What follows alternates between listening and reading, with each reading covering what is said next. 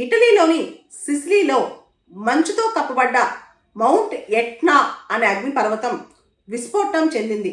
యూరోప్లో ఉన్న ప్రముఖ అగ్నిపర్వతాల్లో ఇది చాలా ఫేమస్ అన్నమాట. దీనిలోంచి చాలా ఎక్కువ లావా బయటకు వస్తుంది.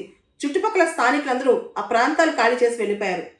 ఇటలీలోని సిసిలీ తూర్పు తీరంలో ఉన్న ఈ మౌంట్ ఎట్నా ప్రపంచంలో ఉన్న అగ్నిపర్వతాల్లో అత్యంత క్రియాశీలమైన అగ్నిపర్వతం అన్నమాట. ప్రపంచంలోనే చాలా ఫ్యూ యాక్టివ్ వాల్కనోస్లో ఇది ఒకటి. మంచుతో కప్పబడ్డ ఈ మౌంట్ ఎట్నా అగ్నిపర్వతం ఏడాదికి ఒక్కసారైనా విస్ఫోటనం చెందుతూ ఉంటుంది. యూరోప్లోని అతి ఎత్తైన క్రియాశీల అగ్నిపర్వతాల్లో ఇది ఒకటి. మౌంట్ ఎట్నా ఎత్తు దాదాపు 11,000 అడుగులు. అయితే విస్ఫోటనం చెందిన ప్రతిసారి దీని యొక్క ఎత్తు అటు ఇటుగా మారుతూ ఉంటుంది. ఈ అగ్నిపర్వతం అంటే మౌంట్ ఎట్నా అగ్నిపర్వతం, ఇటలీలో ఉన్న అగ్నిపర్వతం యునెస్కో వారసత్వ జాబితాలో 2013లోనే చోటు దక్కించుకుంది. అయితే దీనికి పర్యాటకులు కూడా విపరీతంగా వస్తుంటారు. మౌంట్ ఎట్నాకి చాలామంది వచ్చి చూసిపోతుంటారు కూడా.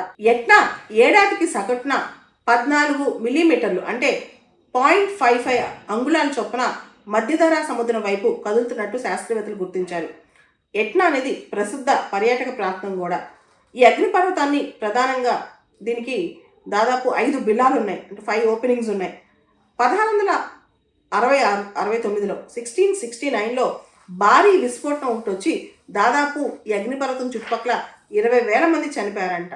సో శతాబ్దాలుగా ఈ అగ్నిపర్వతంలోని లావా బయటకు వచ్చి ఈ పర్వతం చుట్టూ చేరింది. ఆ చుట్టూ అత్యంత సారవంతమైన నేల కూడా ఏర్పడిందంట. సో ఈ నేలలో బాగా పంటలు పండుతాయి. ముఖ్యంగా నిమ్మజాతి ఫలాలు, ద్రాక్ష, రకరకాల కూరగాయలు ఈ అగ్నిపర్వతం చుట్టూ అక్కడ పండుతాయంట. దీన్ని అక్కడ స్థానికుల భాషలో మోంగిబెల్లో అంటారు. ఇక్కడ దీన్ని స్ట్రాటో వాల్కనో అని పిలుస్తారు. అగ్నిపర్వతం అనేది ఇది బేసికల్గా స్ట్రాటో వాల్కనో అనమాట.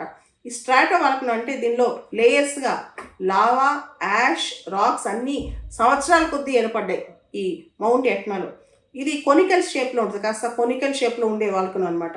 సో ఇది యూరోపియన్ జాగ్రఫికల్ లిమిట్స్లోనే చాలా ఎత్తైన యాక్టివ్ వాల్కనో అంట ఈ రోజున. సో మౌంట్ ఎట్నా అనేది మనం చూసుకోవాలి. అదేవిధంగా వాల్కనోస్ వెరైటీస్ కూడా మనం చూసుకోవాలి. ఇంత యాక్టివ్ వాల్కనో ఎప్పుడైనా లావా వస్తూ ఉంటే, విస్ఫోటనం వస్తుంటే అది న్యూస్లో చాలాసార్లు వస్తూ ఉంటుంది. మనం దాన్ని కనిపెడుతూ ఉండాలి.